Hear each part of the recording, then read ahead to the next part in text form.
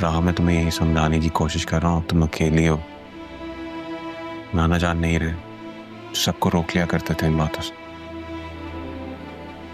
बेहतर यही होगा कि तुम सब कुछ भुला दो, अपना दिल साफ कर दो। हमारी माँ को भी तो वही तकलीफ मिली, उन्होंने भी तो अपने बदले की सजा काटी। बेटी उनके सामने थी लेकिन वो बेटी नहीं कह सकती थी उसको। प्लीज अपना दिल साफ कर लो। सबके लिए शिकवा है मेरे दिल में, सबके लिए। मेरे लिए तो नहीं है शिकवा। नहीं, तुम्हारे लिए नहीं है। तुम हमेशा मेरे अच्छे दोस्त रहे। हमेशा दोस्त बन के रहूंगा भी, चाहे हमारा रिश्ता हो या ना हो। मैं तुम्हारे साथ तुम्हारे दुख सुख में खड़ा हूं हमेशा। अकेली नहीं हो तुम। तुम बहुत अच्छे हो ज़रिया। सब यही कहते हो।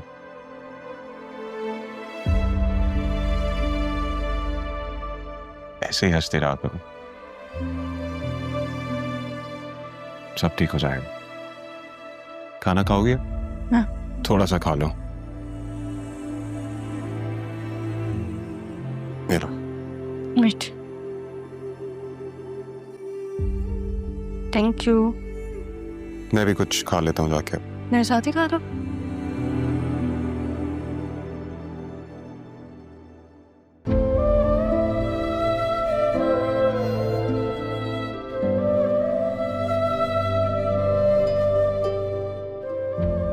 तुमने मेरे साथ ये सब क्यों किया रहा? तुम तो मेरी सबसे अच्छी दोस्त थी ना।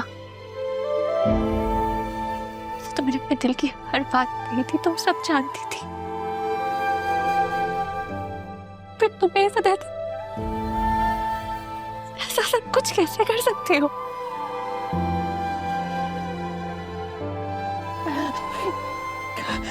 दादा जान ने कहा था कि ये रिश्ता दादा जान की मर्जी से हो रहा है।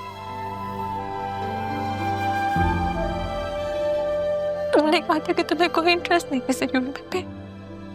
तुमने इनकार क्यों नहीं किया? सरियन मजबूर था, वो बेचारा कुछ नहीं कह सकता, लेकिन तुम तो कह सकती थी ना। तुमने क्यों नहीं मना किया रहा? मैं दिल का हाल जानती थी,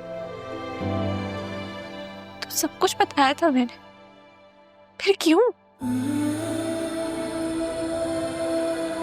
सिर्फ दादा जान की मर्जी होती तो शायद मैं खुद को समझा भी लेती, लेकिन तुम तो दादा जान के नाम मुझसे ज़रियन को छीनना चाहती हो।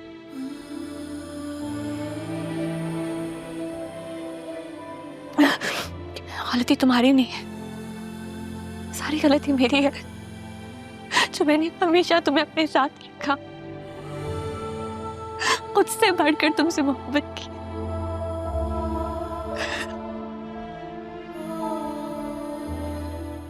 ये सब तो मेरे साथ होना ही था ना। मैंने हमेशा मामा की बातों को जो इग्नोर किया था।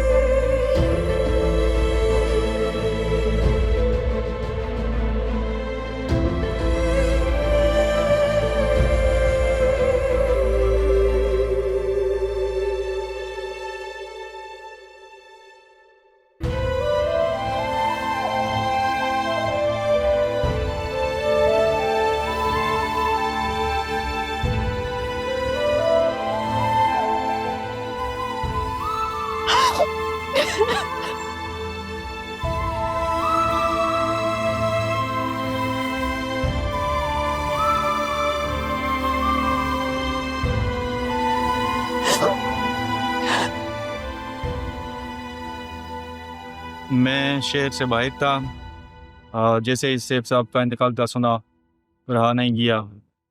मैं जैसे ही टाइम मिला मैं चले आया। सेठ साहब बहुत अच्छे इंसान थे। अल्लाह उनको जन्नतुल फिरदौस में आला मुकाम अता फरमाए। आमीन। आमीन। बहुत शुक्रिया। बस दुआ करें कि अल्लाह ताला आगे की मंजिलें आसान फरमाए। नाम बेशक। सेठ साहब के पास मेरे 15-20 साल कैसे गुजर गए पता ही नहीं चला। जब भी कोई प्रॉब्लम होती थी बस कहने की देर होती थी और वो हल कर देते थे। लेकिन अब तो ऐसे लग रहा है जैसे एक घना साया सर से उठ गया हो। बस पापा बहुत हम्बल थे और हमें भी यही सिखाया। एक बात हमेशा करते थे, वो कहते थे ज़मीन पे चलने वाले को अगर ज़मीन की हकीकत मालूम हो जाए ना तो तकब्बुर उस पर गालिब नहीं आता। इतनी उम्र गुजर जाने के बाद रब की हिकमत समझ में आई। मिट्टी से इंसान को बनाया है, फिर उसी मिट्टी को इंसान के पैरों तले बिछा देता है और आखिर में उसी को ओढ़ना बिछोना। गोया मिट्टी मिट्टी से ही मिल जाती है। बहुत अच्छी बात की आपने। बस इंसान को ये बात समझ में नहीं आती। खुश नसीब हैं वो लोग जो मरने से पहले अपने लिए ज़्यादा सफ़र जमा कर लेते हैं। नेक औलाद भी उसी में आती हैं। आप उनके एक अच्छे बेटे हैं, आप उनके लिए सदका जारिया हैं। इंसान की नेकियां ही उसके काम आती हैं। अल्लाह ताला आपको और आपकी फैमिली को सब्र अता फरमाए। आमीन।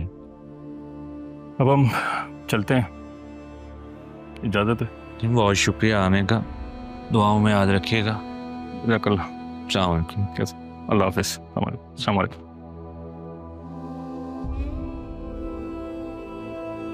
आदिल साहब, आपकी इजाजत से मैं राह बेटी को भी ताज़ियत देना चाहता हूँ। जी बिल्कुल। वो नवासी थी पापा की, नवासी हैं। और मेरी बहन की बेटी। जी आइए मैं आपको मिलवाता हूँ। जी जी। प्लीज चलो चलिए। सच पूछें तो ज़ैनब, यहाँ आकर एक बार फिर मैंने आप सबको आजमाइश में डाल दिया। ऐसा क्यों सोच रही है तारा? ऐसा भी तो सोच सकती है ना कि अगर यहाँ नहीं आती तो बड़े साहब के साथ वक्त गुजारने का मौका कैसे मिलता, और फिर उनसे माफी कैसे ले पाती। ठीक कह रही हैं। बाद में होने वाले मलाल का कोई मतावा नहीं।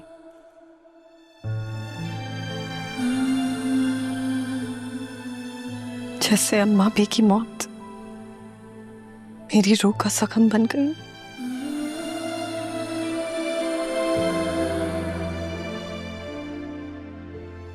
की कमी तो सारी जिंदगी आपको महसूस होगी,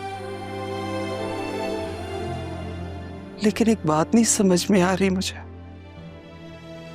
मैं तो फोन पे अक्सर आपको आसिया बेगम के बारे में बताती रहती थी, उनकी आदतों के बारे में बताती थी।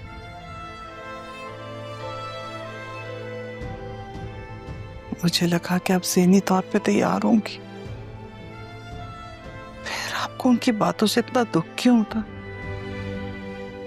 क्योंकि आपने कभी ये नहीं बताया कि उसका रवैया मेरे बेटी के साथ कैसा था।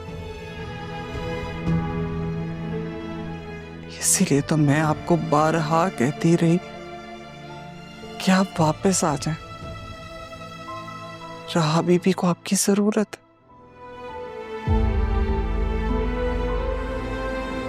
लेकिन आप खुद को और अपनी ममता को अपनों के हाथों तकलीफ नहीं पहुंचाना चाहती थी।